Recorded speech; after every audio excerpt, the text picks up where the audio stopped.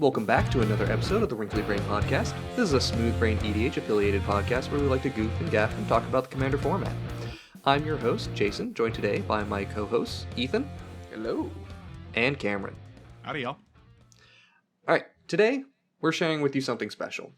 All of us at Smooth Brain EDH, but especially myself and Matt, we've spent over a year working on something called the Zur Scale. You've probably heard about it mentioned before in some of the other podcasts, and whenever Ethan loves to bring up the number of new commanders that have been printed in a set, and I have to dread evaluating all of them. Thank Watsy for that one. That's not my fault. Yeah. So what the Zur Scale is a power ranking system that's looking at the inherent power level of a commander for casual EDH. In other words, it's a massive tier list. And it's for all of the commanders in the game. And that may not sound too impressive at first, but there are 1,834 commanders in the game according to Scryfall. That's a couple. Just more a than few. 4. That is indeed more than 4 commanders. Mm-hmm. And the number's only going to increase. Yeah. And so A lot. God, yeah, it keeps increasing a lot. Seriously, we've had like 60 in one set and 120 in the most recent one. It's Thank ridiculous. you, Lord of the Wait, Rings. was it? How many was Lord of the Rings? Did you say over 100? 121. 120. Well, I'm glad, because we really need to know what some of the cards, like Bill Fernie, we really need to know how good those are. We need to know how great Bill Fernie is. Oh, yeah. Yeah. And to be fair, at least, you know, two of them were there were two sets of partner commanders, so you know I get to do that. It's Yeah. 119, guys. It's fine. Why is it called the Zur Scale? So the Zur Scale it's called the Zur Scale in both following in the tradition of Mark Rosewater's various scales for power rankings. For example, you may have heard of the Storm Scale, which is evaluating all the keywords, and in his case, the likelihood that they will come back in another set. You know, it's named after Storm because Storm is notoriously just busted, and you really can't have that come back in sets very often.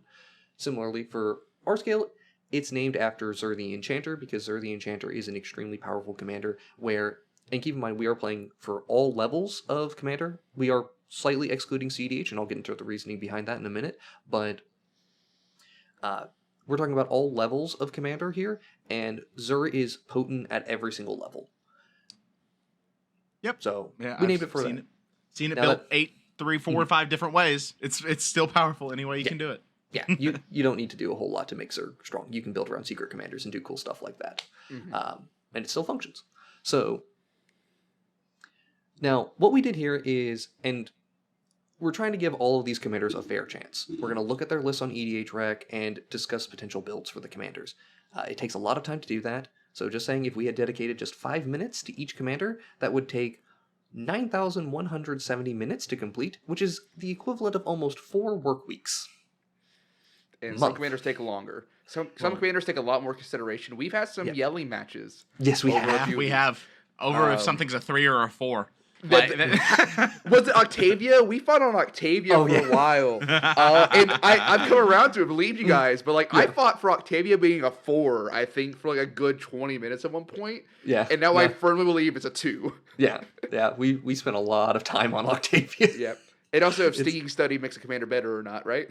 Yeah. Yeah. Actually, that has been that's a joke, but it has legitimately been a point of conversation as to whether or not Stinging Study improves a commander, right? We had to talk about, the interaction between one card and whether or not the commander is actually playing that card. So, Namely Villas on Stinging Study. Villas with Stinging Study or Reanimate and things like that, right? There's a lot of small niche interactions that you have to look at to give them a fair comparison.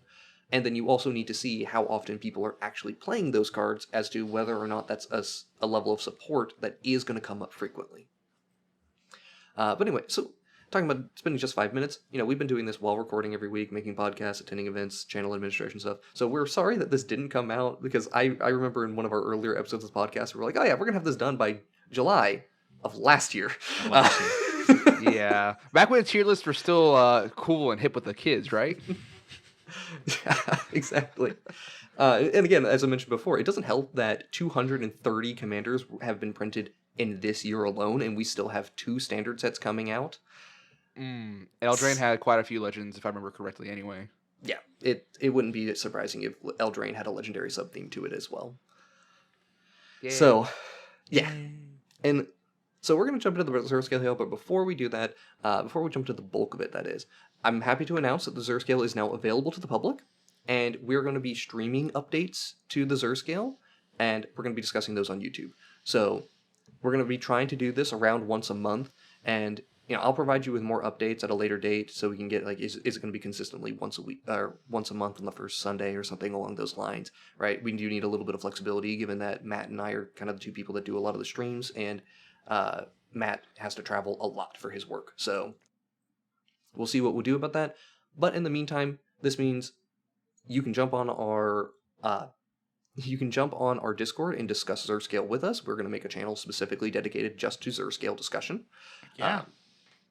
And you'll be able to see all of them. Additionally, if you're listening to this podcast, the first stream has already gone up, so you can just jump into the description of this video and click on that stream to go see some active Zur Scale conversations.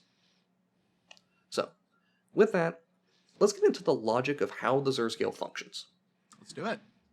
So, first thing is, there's 3 criteria, and we're going to give them 2 final rankings. One is for normal builds, and one is for optimized builds. Now, we've also made the assumption here that for all of the ratings and all these scales, that you are playing in a normal 4-player pod. There, you have built around your commander, as have your opponents.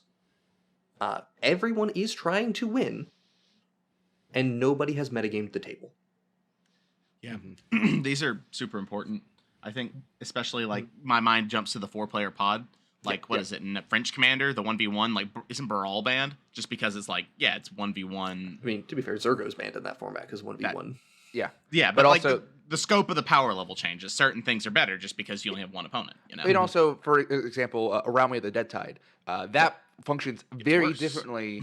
Depending on how many players you have in a pod. So you can have a more, it takes 4 cards to get things back with the Around Me, because it gives everything Encore, but you have to exile cards, equal number of opponents you have in order to give it, but then you get one for each opponent. So it scales really well to higher number of players, but if you have one opponent, it just, you're getting one thing back a turn. It kind of really nerfs that in a sense. Absolutely. It's very important to have these assumptions, so there's a consistent understanding of the baseline for what we're working with here. And again, another thing to make clear is we are talking about all power levels. So we're talking, battle cruiser, people play very casual decks that are just thrown together cards, and that's fine. We are addressing that a little bit by the assumption that you are building around your commander, which does make the assumption that your commander matters to your strategy. And this is one of the big reasons why CEDH is, for the most part, excluded from our data. We enjoy CDH. We appreciate it. We love that it has data. That is one of the most important things. Sick. Thank you very much to Ken Bauman and everyone who works on CEDH.guide. The big data analysis that goes in with that is fantastic. But the thing is, CEDH goes against some of the logic of the scale, because a lot of CEDH decks don't really build around their commander, as opposed to just including a few cards to complement them. That's really easy to do. You don't have to put too many cards to make a Thracios or a Tymna good. You just play a handful of cards and they just function, right? And the other thing is CEDH is spicy commander with a metagame. A lot of your card choices are dependent on metagame at that point, and as such, it doesn't work great for what we're trying to do. That said, CEDH does influence casual deck building. In particular, one of the all-star commanders that we'll talk about for it's practically only CEDH is Anala. Anala Archmage Ritualist is a Grixis Wizards commander, but if you go onto its EDH rec page, you're going to see very high percentages of combo cards that are only really played in CEDH versions, whether they be the current CEDH builds or in a more outdated CEDH build like Wonderwine Prophet combos. You can see that. Yeah. You can see that in any most blue-black deck on EDH rec. You scroll far enough, you will see a Thassa's Oracle in the creatures, and you will see. It'll be 10% of the deck. 10% of the decks play Thassa's Oracle in it. It's there's no real reason to do that in your strictly casual decks. So, and the easy way to kind of get that data out is a reminder on EDH rec. You can look at the EDH rec page where you say excluding this card without. So honestly, half the time I go on a page that has black or blue and black in the commander, I'll just remove Demonic Consultation and take the pack so I see a more accurate page with data that's relevant to what I want to build. Exactly. So, as such, CEDH is not considered in the scale, but it does get factored in a little bit. We will tell you in the notes section as to whether or not CEDH is having a significant impact. So if you have a question as to why a commander suddenly has a really high rating when you would feel like it's not that strong overall, we probably have a note on it to explain why it's that way. And oftentimes it's CEDH. Not to like throw CEDH under the bus because CEDH is great, but just so you're aware. All right, so let's get to the criteria and the examples on here. Again, so this is a rating scale. It uses a normal 10-point scale. It technically has 12 rankings, where you have 1 through 10. Don't worry about Making it. this more complicated. I know, it have to, unfortunately. 1 through 10. 1 is the worst. They're bad. Like, they're extremely bad. They offer next to nothing for you to do. There's nothing to build around here. It's just a bad commander. A 10 is something that's near impossible to break. Or rather, a near impossible to not break. Not break. Yeah, the description I use is you could probably include 70 lands and a choice number of spells, and this will compete just fine with 5s and 6s. And in some cases, it's still better than 5s and 6s. The two other ranks that I have to talk about are 0 and Banned. 0 is reserved for 0 is reserved for commanders that actively hurt you because they just don't do something with how Commander as a format functions, or they actively hurt your deck building in a way trying to support them. It's weird because sometimes it'll be a card that you wouldn't think is a 0 just because the cards in the deck or how you have to try to play your deck hurts your chances of winning. And then the last thing is Banned. Banned cards are banned. Like, what can we say? We're not going to give a rating to Emrakul, the Aeon's Torn, or Gristlebrand because there's no point in doing that. Obviously, they're good. Yeah, obviously they're quite good cards. They may not actually be good commanders, and oftentimes the reason a card is banned is not because of how good it is at commander, but as it is in the 99. It's pretty much an even split on the banned legendary creatures for that. I will make the statement, though. Leovold would probably be a 10 if it was legal. Oh, yeah. Straight up, I should mention history of the Zur Scale. So Zur Scale was actually started by me and my friend Alice Odom back in college, and we actually debated whether or not to call it the Leovold scale because Leovold was still legal at the time. Oh, that I like where it is Zur Scale, but I think it would be funny if it were Leovold scale now because it is banned. So it's like, yes, this card is so busted. Yeah, Leovold. If Leovold was legal, Leovold would be one of the examples of a 10, and it's one of the highest power 10s out there. So, Leovold busted good, but at the same time, I like Leovold. I miss Leovold. The good old advisor. Mm-hmm. And so, for the two scores, we have the normal and the optimized rating. Normal. For normal, there's not going to be much change here. It's pretty clear to understand that sometimes when you optimize a deck, it gets better overall. But for the optimized rating, we do make the assumption that you are now playing against other optimized decks. And that can result in the rare circumstance where a optimized rating is actually lower than the normal rating because everything else around it improved so much more drastically than it did. And that's just maybe because the meta moves around you, like spell-based combo gets better, and suddenly your big stompy creatures are not so good anymore. Mm-hmm. So, it's worth talking about. Then we got the three factors that we're looking at, which are support, flexibility, and power. Support is, do the cards exist and have adequate power to support the commander? Yeah. So that seems pretty easy. Like, if you're wanting to play zombie tribal, there's so many, like any zombie commander is going to have crazy support just because it is a printed into the ground tribe. Yep. Archer tribal is a little bit harder. Archer typal. My apologies. Typal. Yep. I'm trying. Sorry. But Archer typal is going to be a lot more niche. There is support for it, but playing your Archer tribal is a little bit more challenging. Is there something I'm missing? Yeah, they WotC officially changed, put a statement, or Morrow I think made a statement. That internally they're referring that to typal now. Oh, okay. And now that we have an official thing like that, it is sweet. Us as individuals and human beings should make that change because it's what the game is going to do moving forward, and it makes sense. So our vernacular must change. Sorry, we're getting with the times. We are old boomers when it comes to Magic. I'm legitimately curious if type will be a card type or not, because the old tribal card type. But yeah. So has that been errata? It's not been errata. No. It's more of an internal thing, and I don't really care for the word typal. I feel there's No. a better term, but I don't know what that term is yet. So we're gonna go with what it is now. Yeah. Okay. That's pretty much my opinion on it too. Yeah. And yeah, as mentioned, but additionally for other things, like say you're playing an artifact sacrifice deck, what I there's was plenty of thinking. support for doing that, right? But if you were saying, oh, I'm going to play mono green equipment, you might have a harder time. Hey, there's like one commander that cares about equipment mono green. I forget his name. I mean, It's Rograk, obviously. so that's the important thing, is understanding whether or not that support exists. This is one of the more important metrics. Of the three, this is the second most important one, I will say, because we'll get to it in a second. But if your commander is inherently powerful, it doesn't really matter if it has the support; it can make it happen. Next thing is flexibility. This is just how many options does the commander have, right? This is the least impactful with the ratings, because a commander that does one thing but does it extremely well can still be an extremely powerful commander and worth noting. Right.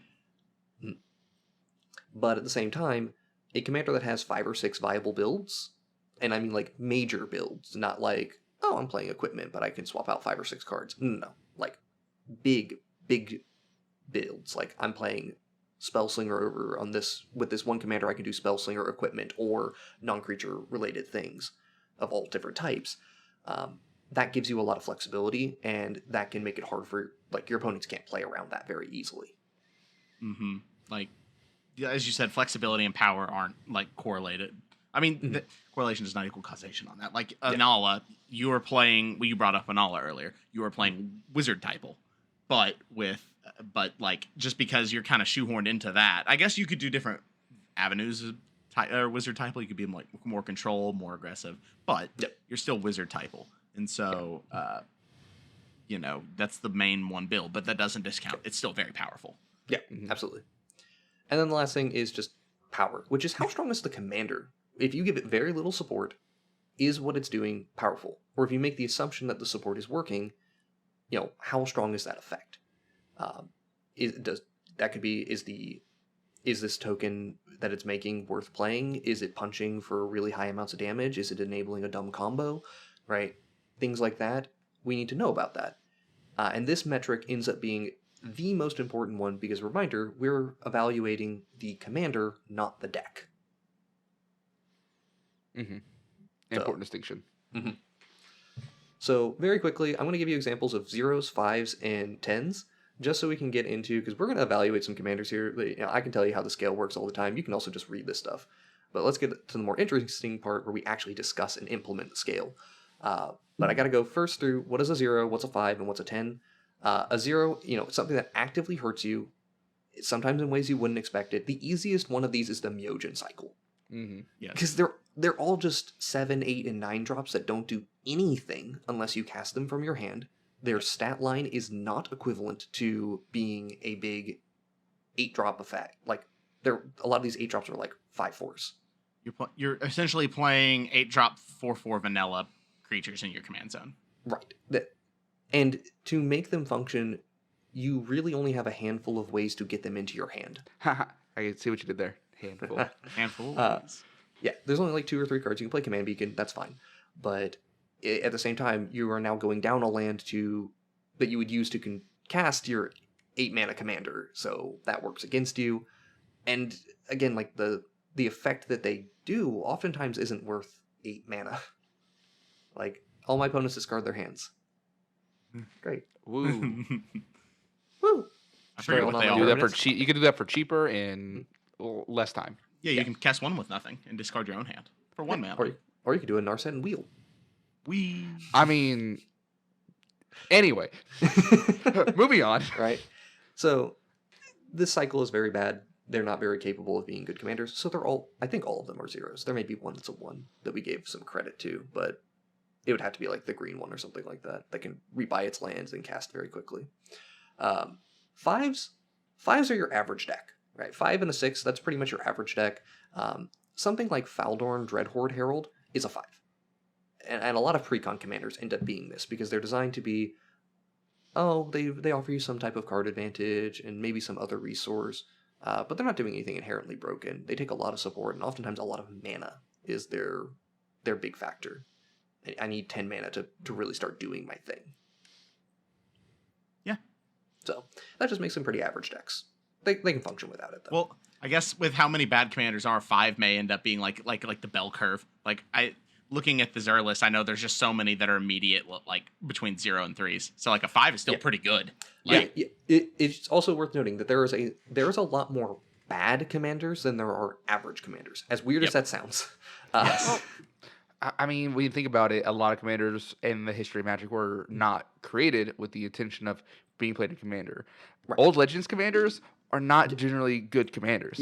Yeah. Keep in mind that if you go for the early half of Commander's existence, or Magic's existence, I should say, the first 2 Legendary Matters sets were Legends, which has a whole lot of vanilla creatures that are terrible. thanks, Lady and Orca. the original Kamigawa block, which if you've played with Kamigawa Legends, you know that 90% of them are terrible, and there's like 200 or like 160 Good lord. of them. Yeah, There's a lot. They're so bad. There's only a handful of them that are good or really worth talking about. But, I mean, there's a good reason why I just mentioned the Myojin cycle as being an example of zeros. Yeah. So, there's also the other thing to talk about is Magic is now designing legendary creatures for limited environments, so we're getting a whole lot of medium commanders that are like 5 mana, 5/4 haste, make a token if you control the largest creature. That is legitimately one of the commanders that just came out of the Lord of the Rings set. Yeah, I don't know its name, but I know what you're talking about. Yeah, I don't remember. I think it's an Aramir, but I don't really care. Eh. There's multiple Aramirs, so... but that's what I'm getting at. There's a whole lot of really, really bad commanders. But those ones are ones that people don't care about and they don't play, so... you don't have to worry about it. You don't have to talk about it too much. But the 5s, that's when people start paying more attention, because people like strong things. Alright, and then let's talk about 10s. Oh boy. They're busted. Like, flat out, they are busted. Obviously, as mentioned, this is the Zur scale. We talked about Zur the Enchanter. You know, there's a million different ways you can build Zur. It's extremely powerful. It can do potent combos where, like, if you look at the CEDH Zur list, for example, which, again, we don't talk about CEDH too much here, but that literally just cares about Necropotence. That's the only enchantment in the entire deck. It's built entirely around Necropotence as functionally being its commander. That's the type of thing that 10s can do. Is they're just like, oh yeah, you just give me this one card, I'll break the game. Mm-hmm. Or they find it for you. However, I will say that Zur is not the most powerful 10. Yeah, he's been outclassed. Mm-hmm. Mm-hmm. That title is currently shared by, and we've discussed it a little bit, but we can definitively say the 2 strongest 10s at the moment are either Najeela or Korvold. Yeah. Najeela literally doesn't need warriors in the deck. Yeah, you don't need any other warriors. You just she is monkeys in a barrel. She snowballs so effectively. She is so effectively self-contained that you can do whatever you want with that commander. And 5 colors. And she's 5 color, yeah. Yeah, and she's 5 colors, which is just insane to add onto that.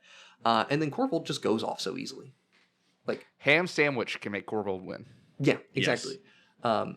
You know, it's one of those things where I talk about, like, you need 70 lands and some choice spells to win. Give Korvold a Dockside Extortionist and you're good to go. And you win. Yeah. It really doesn't take much to make it happen. And similarly, just playing any sort of fetch lands or basic sacrifice strategies, like Korvold just goes so insane.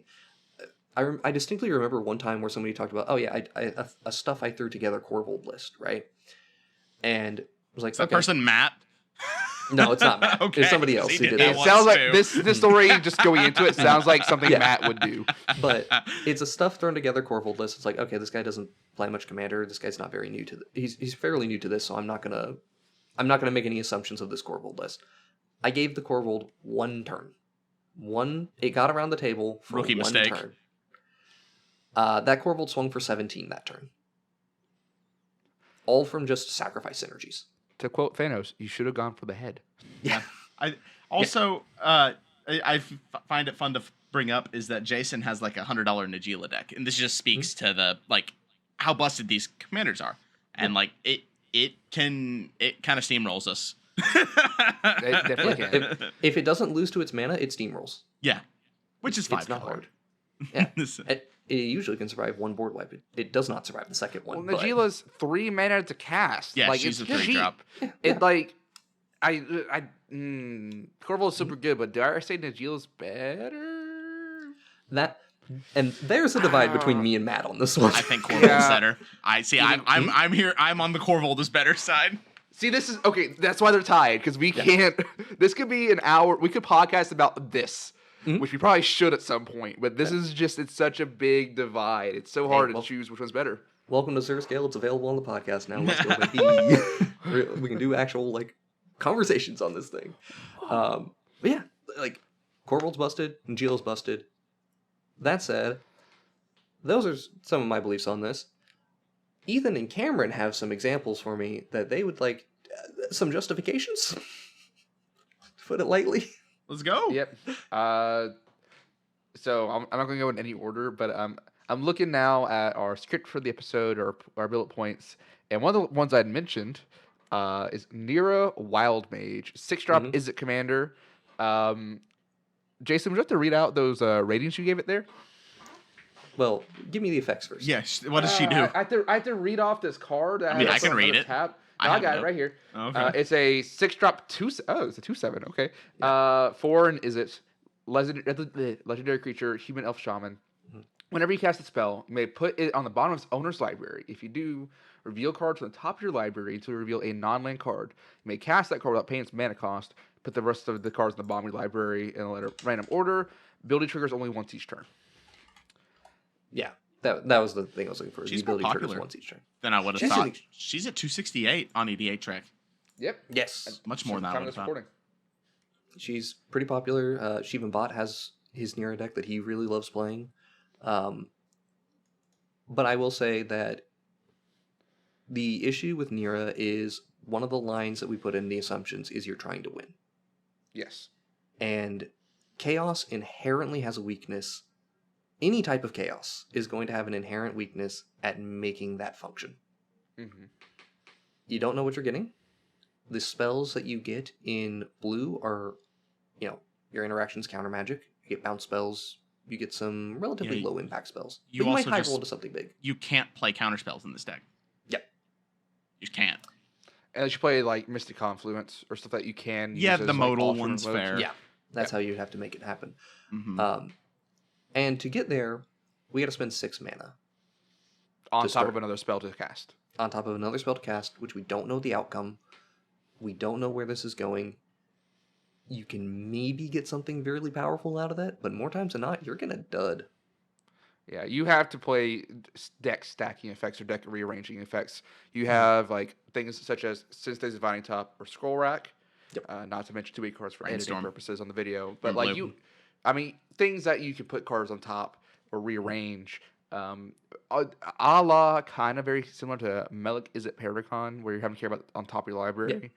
But honestly, I would say that Melik probably is better than this. Yeah, you get a spell you care about on top of your deck, and you get 2 of it.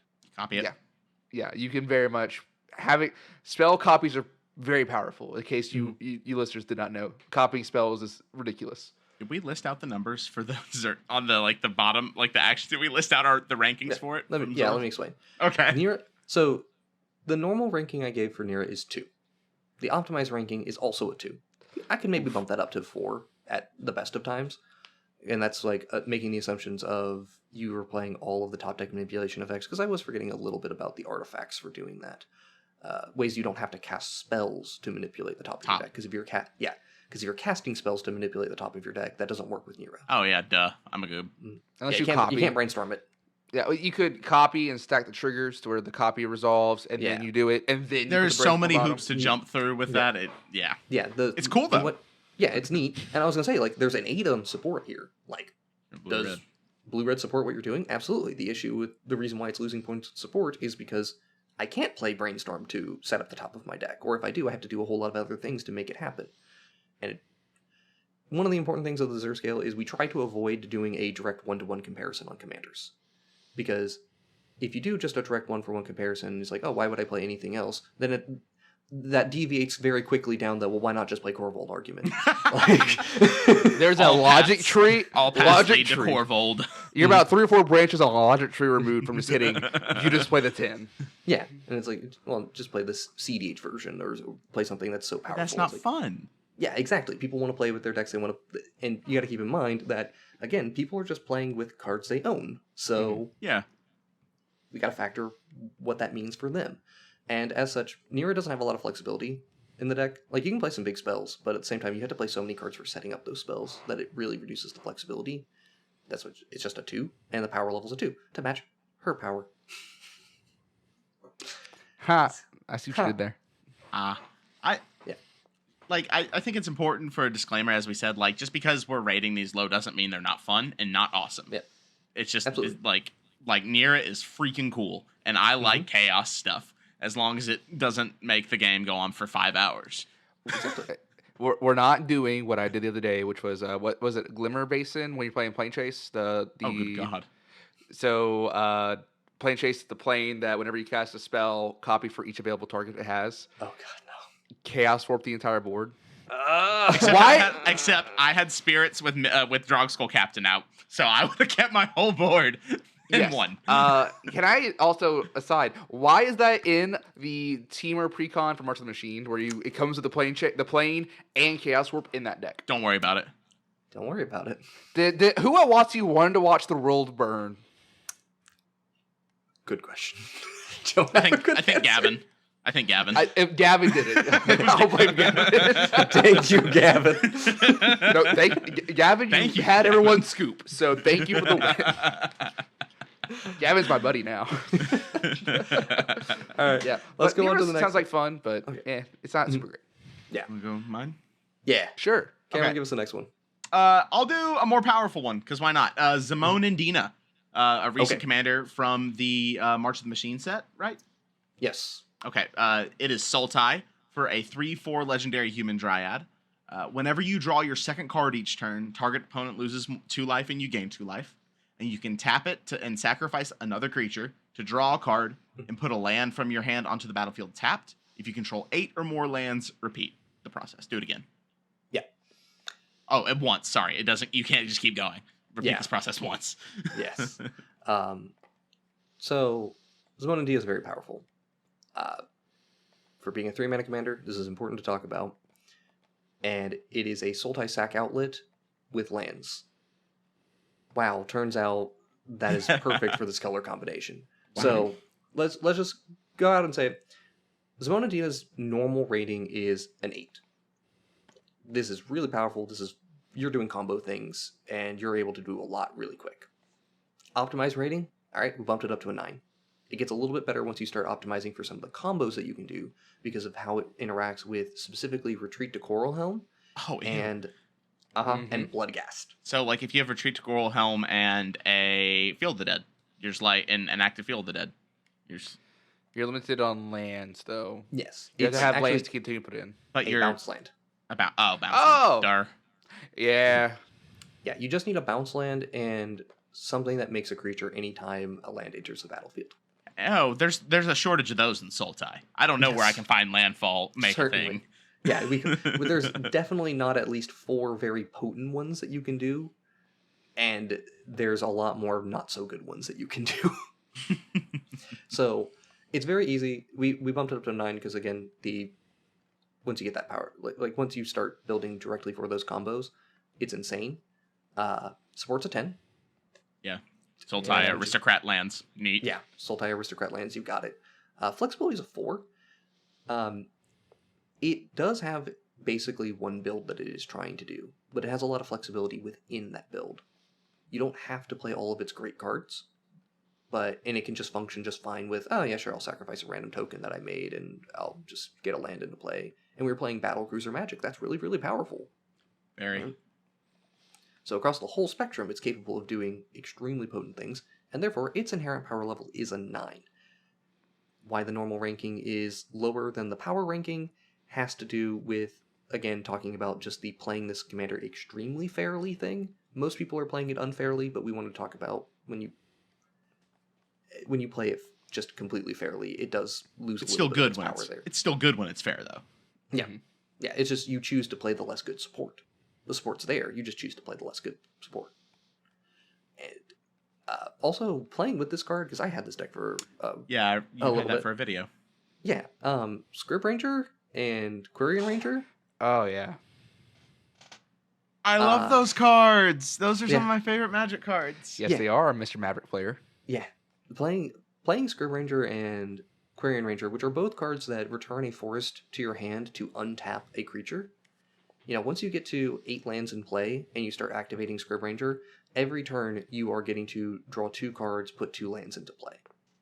And you always have at least 1 land to put into play because you just returned 1 to your hand. Also, Dryad Arbor getting to fill the role of both a creature to sack, which you can recur from your graveyard using other things, or it's just your big creature. And the other thing, which I think is potent, but I didn't explore this, you can play Protean Hulk in this deck, and this is just a really good Hulk deck. I mean, yeah, your commander is just sack outlet. Yeah, your commander's a sack outlet. You're just trying to ramp. You want to play a bunch of small creatures to use for combos anyway, so... Yeah, this deck's good with untappers in general. So It's extremely powerful. There was some debate on whether or not we should have this rated higher, but we decided to be a little on the safe side and put it at an 8. I think that's fair. Mm-hmm. All right, Ethan. All right, next one I've got for us to talk about. Heliod, the Radiant Dawn. This is the new Azorius Heliod from Mars the Machine, because it's on our minds. A lot of good commanders from that set. This is a commanders from that set. Yeah, so it's 4-drop for a 4/4. It's 2 and 2 white for a legendary enchantment creature, God. Whenever it enters the battlefield, return target enchantment card that isn't a god from your graveyard to your hand. So it regrowths a enchantment, non-god enchantment, and then you can pay 3. If I can, a 3 and a Phyrexian blue to transform it. Activate owns a sorcery. On the backside is a 4/6. Phyrexian God, you may cast spells as though they had flash. Spells you cast cost 1 less to cast for each card your opponents have drawn this turn. Yep. Okay. Want to combo up on your opponent's turns? So yes, please. Yeah, this is the important thing to talk about with Heliod. Heliod is really, really weird because the front-facing ability of getting an enchantment and putting it into play. And I should also mention that one of the slight weaknesses of how the Zur Scale functions is we don't go back and evaluate every single commander with new cards being printed. When we go back, look at something and go, oh wait, something happened there, we probably should make an adjustment. Heliod's probably one of those commanders I need to make an adjustment on because of how people have been playing it. The front side wants to play Enchantress. The back side wants to play Wheels Combo. Yeah! And when people, particularly the CEDH sphere, grabbed a hold of this commander, and that was where a lot of our initial data came from is CEDH. So this is one where CEDH was influencing things. They are playing Wheels combos with Mystic Remoras and whatever to enable what you're doing, and the goal is to go off on your opponent's draw step. Because That's funny. Okay. That's cute. Yeah. Go off on the opponent's draw step, do these huge combo loops, which it's more than capable of doing because all of your stuff has flash. The wheels reducing all the cost of your spells. You start getting these big X spells into the mix, which are still a part of this. People are still playing the big X spells as part of what they're doing. And just forced fruition, sort of weird combo things are happening. Even in the casual sphere, that is how a lot of people are playing this commander, though. So, what we opted to do for the ratings is a 7 normal and a 7 optimized. Because it just seemed like everyone was very gung-ho about the Instants and Sorceries wheels side of things. We may need to come back to that and see how much people are now playing the Enchantress side of things, which I consider significantly weaker. Yeah. I will tell you by looking at the EDH rec page, it ain't much. Enchantment. There's still some enchantments, but really it's you get standstill back to your hand, which I think is fantastic. I love that it's like standstill. Oh my god. Yeah, it's one of the reasons I'm like, I get to play standstill in EDH, and it makes sense.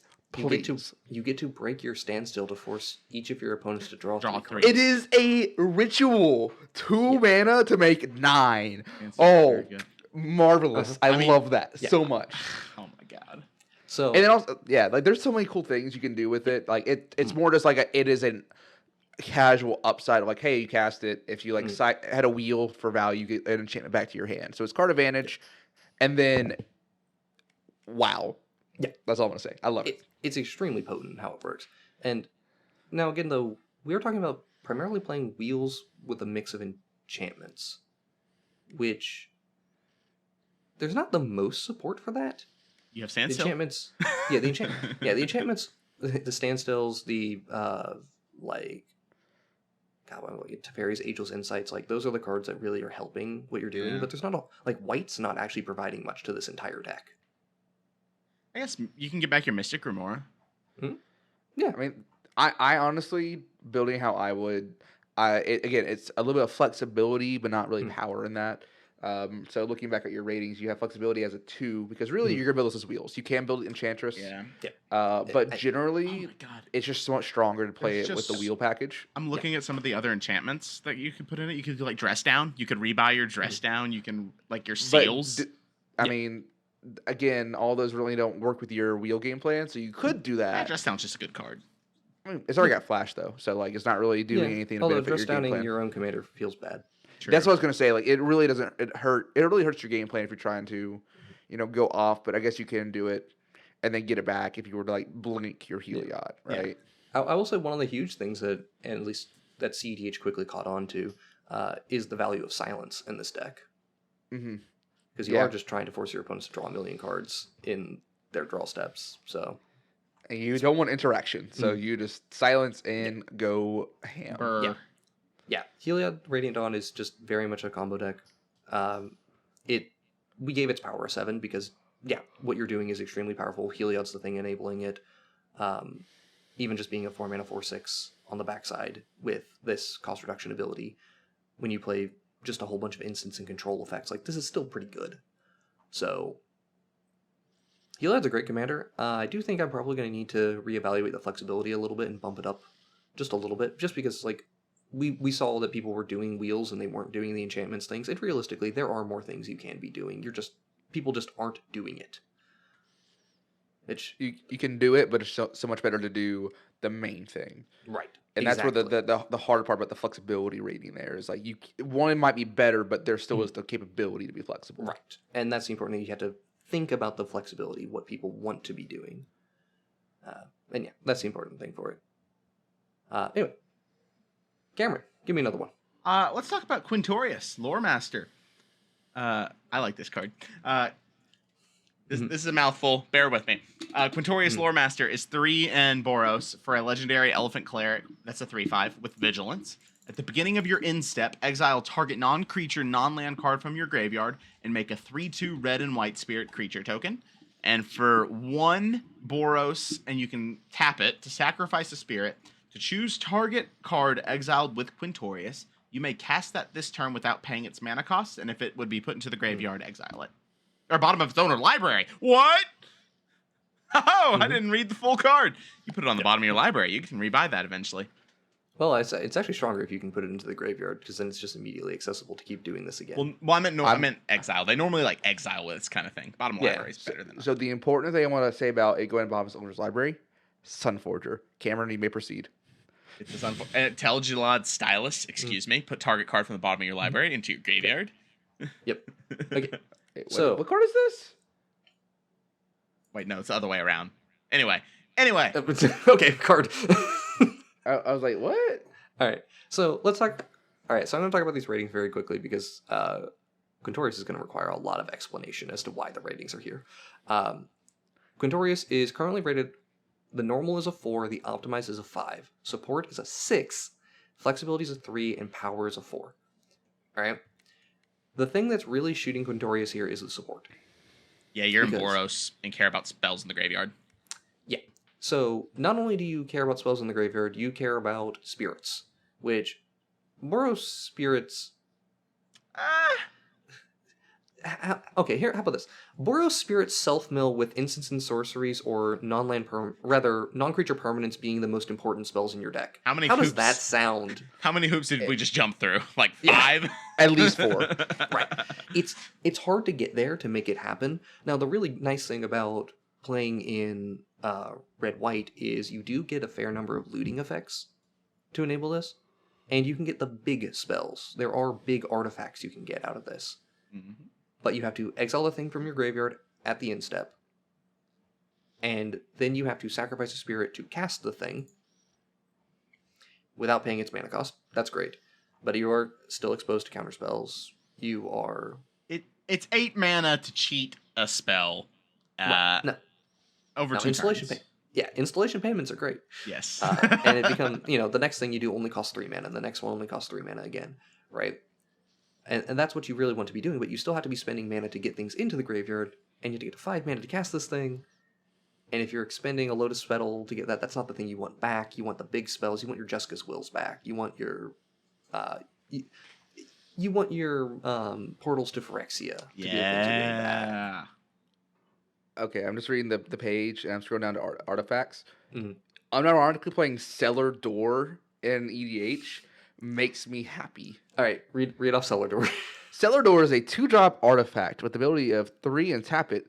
Target player puts the bottom card of his or her library into his or her graveyard. If there's a creature card, you put a black 2/2 zombie creature token on the battlefield. It's not going to be so it's a way to...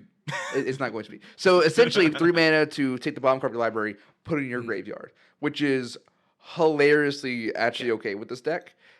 Also, Wondrous Crucible actually seems amazing in this deck. So, Quintorius does a lot of things, but requires a lot of things. Very easy to interact with, because it's your big 5 mana elephant, and somebody destroys it once, and you're pretty much out of the game. You can interact with the creature, you can interact with the spell, you can interact with the spirits on board that aren't the Quintorius. You can interact with the graveyard. Yeah. Like, there's a lot of angles of attack. Yeah, there's a lot of ways to fight what Quintorius wants to do, and it's a pretty good reward. Enough that we had a big point of debate as to whether or not this was a 5 or a 4, and I think I defended it as 5, but I agree with it as a 4. It's so much to just get. I mean, getting a portal to Phyrexia for free, air quotes on the free, like you still spent 8 mana on it over 2 turns, but it's cool, it's flashy. And getting a 3/2 spirit every turn is not that bad, but unfortunately, red doesn't offer enough for spirits. You are in white, and white is white. When I think of spirits, I think of white before blue. Honestly, yeah, I agree. But I do think of blue before I think of red. I've got a quick question on the text of Quintorius. So if Quintorius is killed and comes back, would that Quintorius see the old cards exiled with the old Quintorius? No, that is the other issue. That's another angle of attack. Kill the commander. Man. Yeah, and the thing's gone forever. That's what I thought was the case. I just want to verify that. Yeah. So that makes it a little bit weaker in my eyes too. I like commanders when it's like Jacob Hawken, I believe it exiles things, exiles things with inspection counters on it or something. And so then you can a new commander or new instance of that would still see the things exiled previously. Yeah. Which I like because commander, at least with the player we play with generally, very removal heavy. Think about how much cooler this would be if you could exile anything from any graveyard. That'd be nice. I don't think that would make it much busted, even where it's at. Like that would just be a cool thing it could do. Yeah, right. And that would honestly just be fine. Yeah, it would be fine. It wouldn't be fine card. It wouldn't be much better. Yeah. And again, one of the other things we're talking about the strengths of red, right? We have the looting, we have the things. It also has haste, but when you have to do 8 mana to do your thing in that turn, that's really hard to do. Oh, so haste doesn't even help you that much here. It does not inherently have haste, but even haste, having haste would not help. And vigilance on it is a nice little keyword, but it's not much because it's a cosmetic keyword. Yeah, it's cosmetic. Cosmetic keyword. It really is a cosmetic keyword. It's just so you can say, well, it's just like, well, it has vigilance. Right, like you won't probably not swing with this generally. Future podcast keyword tier list. Vigilance might be the worst keyword. Not worst. Vigilance is a fine keyword in a lot of commanders. It's just not here. I think in 4-player commander, it's not as good. But I think it's nice being able to attack. I think it's actually better than giving credit for. I think it's getting. Dude, vigilance can really help out. Different debate. I disagree. Yeah. We'll talk about it some other time. Quintorius, though, is a interesting card. It's a cosmetic keyword on Quintorius. Yes. All right. Yes. Ethan, give me your last one. All right. Marisi, Breaker of the Coil. It is a Naya commander, 1 generic in red, green, and white for a 5/4 legendary creature, Cat Warrior. Your opponents can't cast spells during combat. Okay. Whenever a creature you control deals common damage to a player, go to each creature that player controls. Which goading is until your next turn. That creature must attack, and it can't attack you if able. So it must attack one of your opponents if other opponents exist. I like this commander because I want to do more combat shenanigans, and there's a lot of good goat stuff. But Jason, what'd you rate it? So, I've actually played with Marisi Index before, and so this may be a little bit biased on my end as well, but it never works out the way you want it to. So, I have it 3 as a normal, 3 optimized, 8 for the support, 1 for the flexibility, and 3 for power. Flexibility should go up a little bit more just because of how you can attack your opponents, but the fact is, what Marisi is doing is telling you to pay 4 mana, try to sneak in 1 creature to attack with, and then try to cause chaos to break out in combat, and you get to optimize, like, you get to take advantage of that. That's what Marisi wants to do, right? Yeah. I think it's just also reflective of how flawed Goad is as a mechanic. Just because, like, once you have 2 opponents that you're like, yeah, you guys killed each other. Goad does if your opponent is unable to attack anybody else, they can still attack you. Yeah. And the other thing about Goad is, Goad sounds like a great idea until you start remembering that people are human and they're smart. So they'll sit there and go, hey, I have to attack you, so just let these things through. You haven't been goaded yet? Get him. I'll swing at him. I'll swing at this guy on my next turn. Yeah. Or I'll wipe the board, and then your goading no longer does anything. That doesn't stop me from loving Goad. It's one of my favorite mechanics. Mm-hmm. Yeah. Additionally, though, because Marisi is something that is really annoying, and it has very Goad is a major annoyance mechanic. It is not a very powerful mechanic, right? The thing that makes Marisi bad then is if you're goading everything, that puts a big target on Marisi's head, and that very quickly becomes I'll just kill Marisi. And just kill the Marisi and your deck's doing nothing, right? Yeah. Then let's go even further, because this gets worse. All right. You would think that not being able to cast spells during combat would be really relevant for you. It's not. It's not. It's very rare that the caster removal spell for blowout happens, and usually if that happens, the aggressor is the one doing that, not the blocker. And if they really want to remove your commander, they just stop you before combat. Correct. Like that right there. Somebody gets rules lawyered once about when they can kill Marisi will cause them to kill Marisi on sight, so they never have to worry about when they actually can attack it. Yeah. I still think it's cool, though. I love Goad. It's cool. But, okay, I guess, unrelated question. How do you build Goad in Commander where it's actually not bad? So, Krazakar is the exception, I guess. You play low power, and that's it. Krazakar is my exception because at least you're getting cards from goading. Yeah. And, like, you can use those cards to end the game once it's a 1v1. Yeah, Krazakar's fine. I think Krazakar's the better Goad commander than Marisi. It's my favorite. I need to rebuild him. Hey, baseline is better than Thantis the Warweaver, right? Because it's not technically Goad. Probably. I don't remember what Thantis had, but it should be. Thantis makes all creatures must attack, but you can still be attacked, and it gets buffed whenever it gets attacked, whenever you get attacked by a creature. But, like, people would say, oh, well, we can just target you, and, like, you only have the one good blocker. I don't know. It just it's still better than Thantis. I still have a soft spot in my heart for the Thantis Pestilence deck that I gave at a gift exchange. That was good great. God.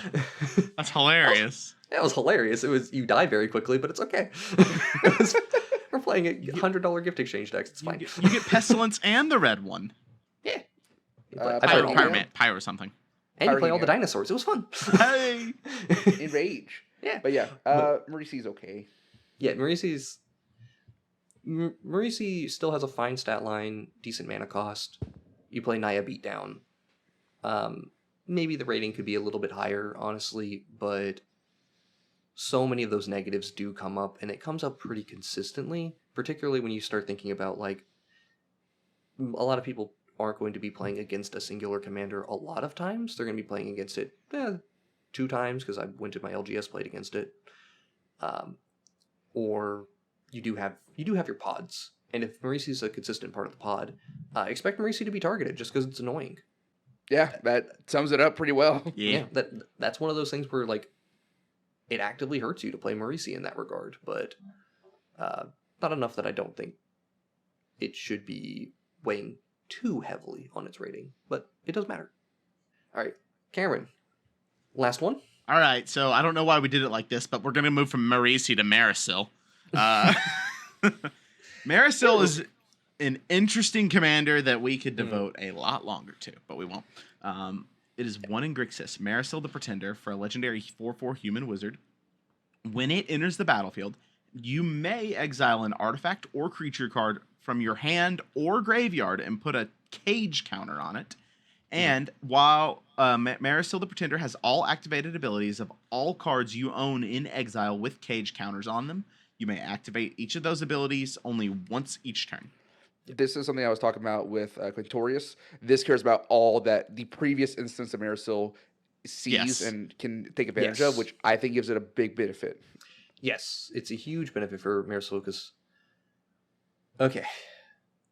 Mairsil is one of the most complicated and convoluted commanders you're going to ever play against. It's cool, though. Yes. It's extremely hard to understand how that deck functions and how it does its things. It plays so many of these ridiculously high-costed 5 through 8 drops because of their activated abilities being insanely powerful. Yeah. But the most important ones are things that either untap Mairsil, draw cards, or flicker Mairsil. Or also the ones that generate mana. Also very relevant. Mairsil gets to just compound all of these activated abilities into a single body, and you think only getting 1 per turn would be a problem, but that does not matter when you have haste, when you can do... you can draw cards, you can tutor for things straight into the graveyard. You can activate Mairsil more than once per turn. It's just for each thing exiled, you can activate that ability once. So if you have an Arcanist the Omnipotent and something to untap, you can, each turn, draw 3. Yes. And that's where Mairsil starts getting really insane. There's multiple things that only pay 1 to 2 mana to untap themselves. Horseshoe Crab. Yes, Horseshoe Crab is one of your best cards in the deck. It's weird how this deck functions, and you get to do things with, the One Ring. Slight correction. It's one of the best cards in your exile. Yeah. You're right. Also, you get to play untappers, like the elusive untap symbol that does not... You don't see that much. Yes. Pilipala. You play Pilipala. Yes. The 2 cards to really talk about as the core of Mairsil decks are Aetherling, because of its ability to leave the battlefield and then come back at the end step. And then the other one is, I believe it's called Quicksilver Elemental? Yes. Correct. The 5-drop 3/4? Yes, which gives...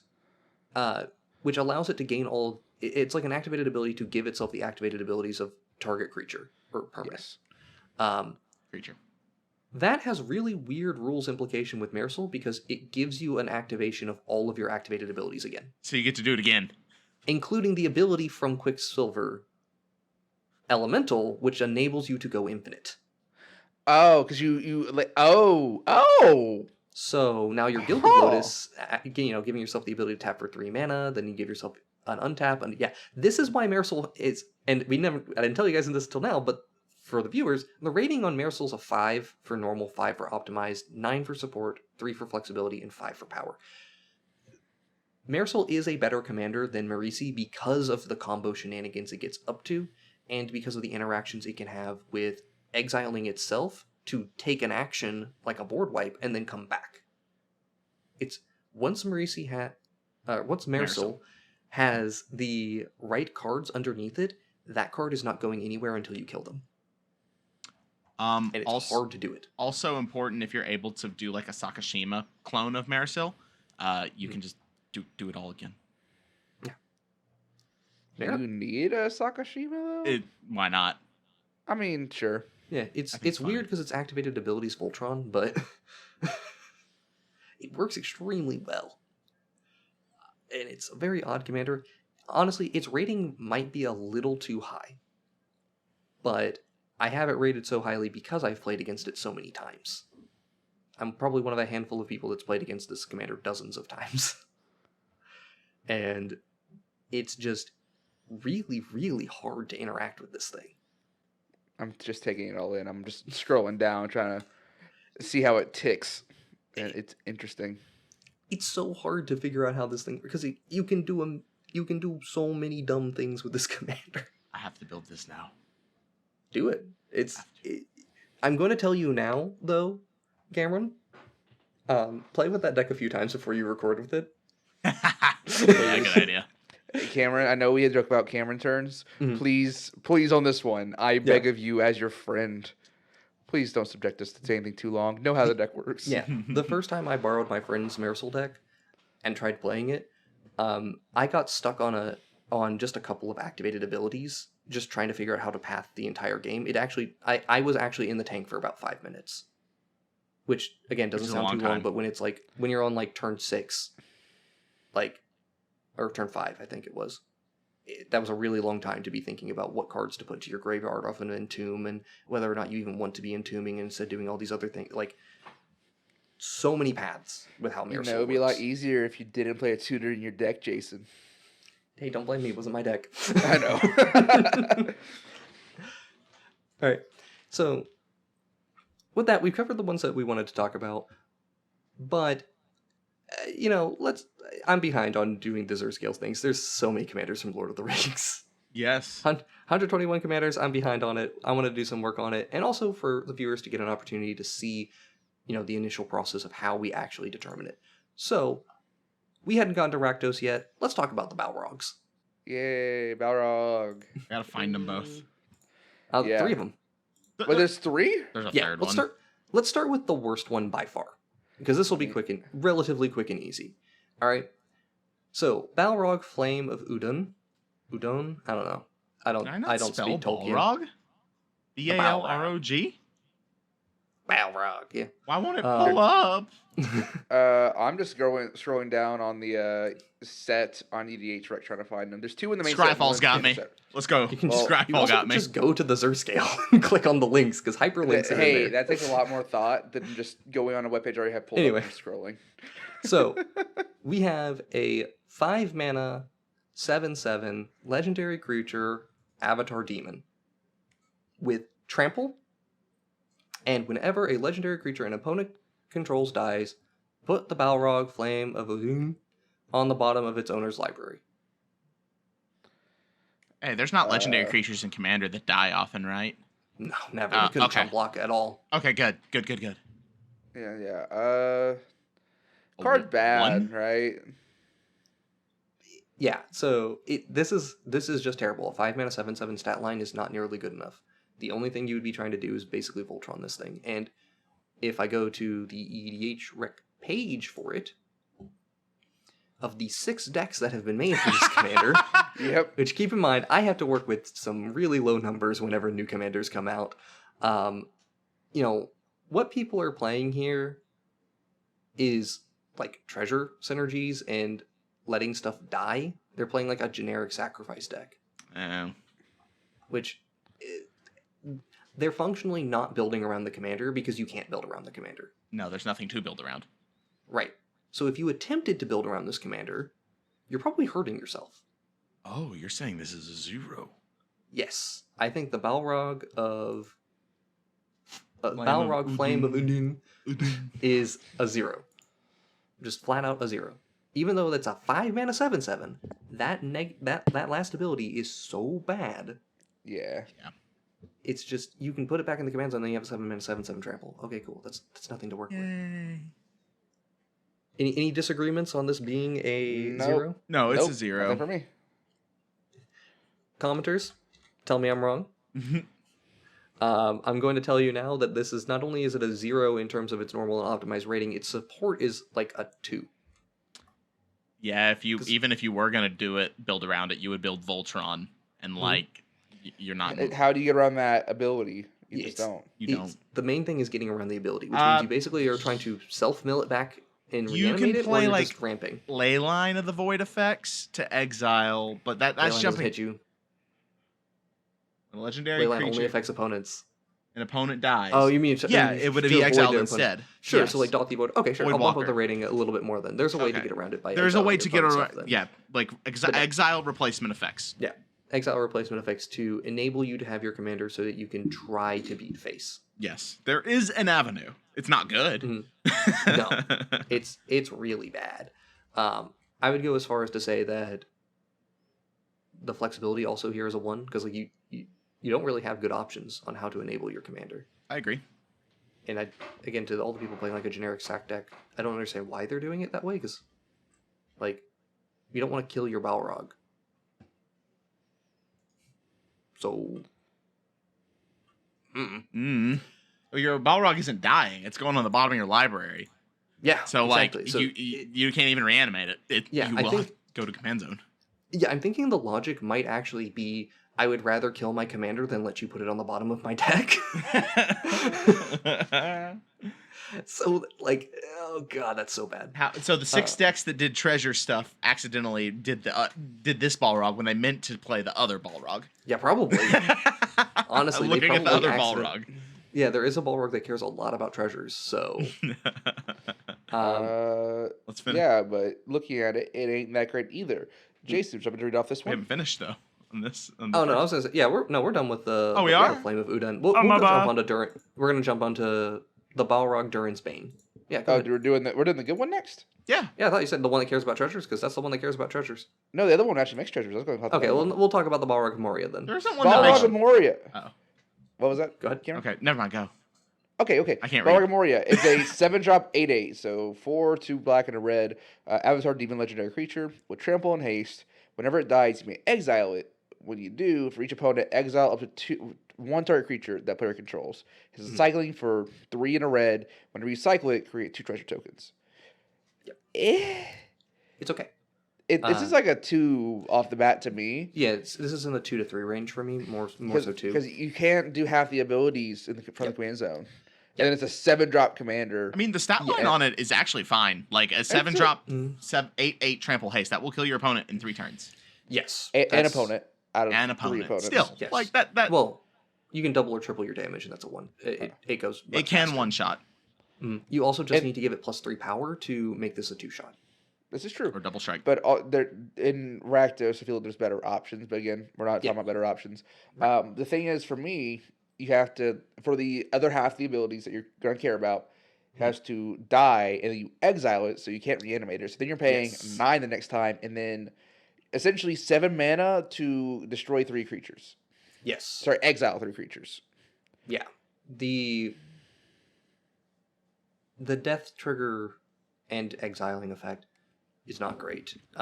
It does have one small benefit, which I do not think this is smart to do, and I'm really hoping, I haven't clicked on EEH Rec, I'm about to. I'm really hoping people aren't doing this, but you could choose to let your Balrog die to put it into your graveyard so that you can use spells to return it to your hand to cycle it. I am scrolling. There's only 6 decks, by the way, for this one. Also only 6 decks? Only Excellent. 6 decks. I'm not seeing a whole lot like that. Let me go scroll down to the instance, 'cause there's... I guess we are rating this as a commander, so like grading the cycling ability isn't that relevant.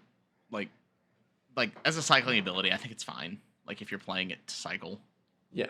I will say that I am seeing, of the very few decks here, I am seeing Reanimator effects. I am seeing some demons. I'm seeing some demon type cycling stuff. Seeing a lot of Lord of the Rings themed, which is unsurprising. Yeah. Seeing some cycling stuff, so that's what I'm seeing a lot of in like instance sorceries. Yeah. Yeah, there's not a lot here for us to really make a strong assumption based on data. So we have to kind of just base it on our own opinions of what's going on. There is actually somebody, one of these decks is straight up like cycling. Yeah. Like this is Rakdos cycling that somebody is playing. Which is cute. And unfortunately, that probably means that they are trying to cycle their commander. You win. To that one player. I respect win condition, cycle your commander. To that player, respect. You have a terrible deck. This is so bad. I hope they know that, and they're just playing it for the memes. Oh, absolutely. This could not be somebody like trying to seriously win with the Balrog because I can cycle it. I mean, you had Tortured Existence. Do you need another card in your deck? Never. No. Sorry, another creature card, I guess. Yeah, and looking at like the top combos that are in the deck that people are playing, it's the generic sack combos with things like Reassembling Skeleton. So this is not even utilizing the commander as a tool. So again, we're running into this issue of basically just playing red-black ramp. with some ways of increasing the damage on the commander. Not very good. No, but it's not like hurting you or like the worst thing you could be doing. No. I don't think it's a 1 because it is giving you something. I'd say a 2. Like, I was thinking a 2. I think it slides into 2 for me. I do actually think it's not too far off from being a 3, surprisingly. I think it could be a 3 optimized. Like playing, like if you're playing the really good mana rocks in order to but power it even out then, like turn 4. Even then, this is so rough. I wouldn't bother with that, right? All right, in terms of support, sure, like it's got some, not much, about 5. Yeah, it's Like average. It's pretty low. Flexibility on this commander is again pretty 2. low. 2 or Yeah, 3. Yeah, you have like one viable build that you're trying to do. You have cycling, but we're not gonna. No, I guess we I don't shouldn't acknowledge that. Yeah, I honestly don't even want to. Yeah, its power's a 2. 2's all around. 2/2, 5, 2/2. If you want to play it, go Balrog for of it. Moria. But All right, now let's get into the good one. The one that'll take a little bit of debate. ooh, can I read this one? Absolutely. Sure. The Balrog, Durin's Bane. It's 5 black-red for a 7/5 Avatar Demon. This spell costs 1 less to cast for each permanent sacrifice this turn. It has haste. It can only be blocked by legendary creatures. It can only be blocked by legendary creatures. Yeah. And then when it dies, destroy target artifact or creature an opponent controls. Yep. This is much better. Mm-hmm. This is actually like a viably good commander. So obviously 7 mana doesn't sound great for this effect, but 7 mana 7/5 haste can only be blocked by legendary creatures, and when it dies, it gets something back. So if you're targeting down a single player, you're likely 2-for-1ing them. Yeah. Yep. But also That's the not fact bad. that this cost reduces quite a bit, because sacrificing permanents It's is easy. pretty easy. There's enough treasure synergy in red-black that a treasure essentially is a... I'd argue plus- those are the or best a- treasure colors. Yes. Yes, that was not the debate, but they are good treasure colors and nothing else. Mhm. A treasure essentially, it's very Dargo-esque, right? Dargo the Yes. shipwrecker or whatever. Mhm. That one, a treasure in that deck is like 3 because the mana off the treasure, and then a -2 to Dargo's cost. So it's very Dargo-esque. Mhm. But I mean, you get the cost reduced down. It's commander. It is a hasty attacker, so you get this Mhm. down quick. You can beat someone down pretty quick, and the fact that it has almost unblockable. Yeah, Because a lot of people are going to block their commanders, I feel like. With the progression of commander, with seeing more 3 and 4 mana commanders being very valuable, it's very unlikely that people have multiple legendary creatures that they want to put in front of the Balrog, or they're willing to put in front of the Balrog. And then they'll also, again, they have to take the risk of losing their important artifacts or creatures. And the Balrog is cheap to cast, so there's not even a guarantee. Like that first attack, it's not uncommon to be able to cast the Balrog twice in a turn. Yeah. If you have And treasures. also, Mhm. and also politically, you can have someone block it, kill it, and then destroy something else. Like politically, it's Yeah, actually pretty cool. Absolutely. And then let's go even further. All right, we mentioned here that it costs less for each permanent sacrifice this turn. That's not your permanents. any Oh, permanent. shit. Yep. That's innocent blood is a ritual. I love it. All the Plaguecrafter effects are incredible Yes. in this deck. The Yes. Plaguecrafter neutral. is free, or mana neutral. Pays for itself. Mana neutral for casting your commander. Actually, no, it's 1 more because you sacrifice 1 yourself. You're right. It is still a ritual. It's mana positive. Mm-hmm. If under the assumption that everyone has a Yes. sacrifice. Yes. So now it becomes 5 mana to play the Balrog, basically, or you can do 4 mana to play the Balrog. You know, that's a pretty good rate for this commander. And we haven't even talked about just using this in a generic sack deck. Yeah, with like Where Grave you- Packs and like Dictate of Ereboses. Honestly, because this thing is the Grave Pact or Dictate of Erebos, I don't even care that much about it. I'm just here for the fact that Phyrexian Altar is batshit insane with the Balrog. This is very true. Wow. Yes, it is. Wow. Mm-hmm. And this is all I've said without even looking at the EDH rec page. I would You say Ashdon's might be a little bit better because it has a colorless. Looking at the percentages, Ashdon's is in 42% of decks, and Phyrexian's in 38% of decks. So I think it's pretty easy to get to having 5 things sacrificed in a single turn to get rid of the commander tax. Mhm. Or to get rid of to get rid of the base colorless cost in the Balrog. The important thing then becomes the colored mana to keep casting the Balrog, to do it multiple times in a turn to start doing those Dargo-style loops. Yeah. Oh, good I think you can decimate a board with the Balrog. You just need a lot of setup. It goes infinite with an Phyrexian Altar and Pitiless Plunderer, and you kill all creatures and artifacts on the board. Yes. And infinite sack loops. Yeah. So this is sick. Your commander's a combo piece. It's pretty potent. It does require a bit of setup because, like, you know, let's not joke here. It's not like we're gonna have 4 treasures just lying around on turn 4 pretty consistently. Mm-hmm. You know, you have to do a fair bit of work to get to that point. So Balrog really does only start coming online at around turn 5. That said, you might win the game on that turn. Wow. Yeah. This could be a really interesting high power, like, casual deck. Like, playing the tutors in order to, like, tutor for, like, your, like, sack outlets and your, like, things needed to go. This is cool. Yeah. I think there's a difference between a casual Balrog deck and an optimized Balrog deck. I think there will be a split in the rating. The rating there. I think the average Balrog deck, though, is an average deck. Like a 4? It's 5. No, 5. 5. 5's average. I can see that. Yeah. 5, maybe 6. I think 5 is more accurate, though. I'd lean lower. Maybe. I don't know. I really feel like it's a good 5. It's a really good 5. It's a healthy 5. Mm-hmm. Now, the optimized rating, though, when you really start building around these treasure synergies, when you really start going deep on trying to use the Balrog as an infinite combo outlet, 6 or 7? Probably 7? I was going 7. 7 or 8 was my mind. I'll agree with 7. 7 feels pretty good for that, because, like, it's a lot of work to get there, still. Oh, yeah. And you're, you know, Commander offers no card advantage. So relevant. The No trample Balrog, as well. the Balrog of Moria is good in this Balrog deck. Cycle it, make 2 treasures, draw a card. Yeah, absolutely can be. The support for this commander, 10 out of 10. Yeah, 9, 10.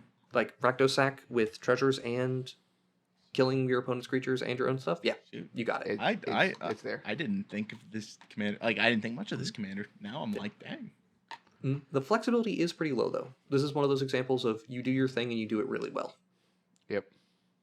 It's a 2 or a 3, maybe a 3. I was going 3 because you can, like, Voltron. You can, like, equip it with some equipment, and because it is a 3-shot kill still if you get through, and it has haste, so you can. You can play a little bit of a tempo game of just killing your opponent's things and trying to beat him in the face. Yeah. Yep. That's viable. Completely viable.